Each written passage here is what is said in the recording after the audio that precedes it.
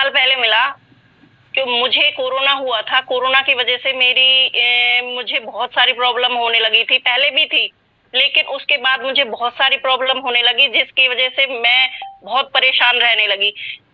मुझे कान में सैं सैं की आवाज आती थी, क्योंकि डॉक्टर की दवाइयां खा खा के मुझे पता चला कि मेरी सर की नसें सिकुड़ चुकी हैं, जिसकी वजह से ये आवाज आनी शुरू हो गई है।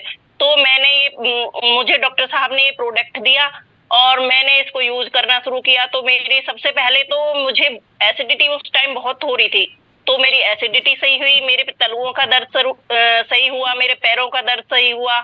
उसके बाद मेरे कान की भी वो जो आवाज आनी थी वो भी बंद हो गई।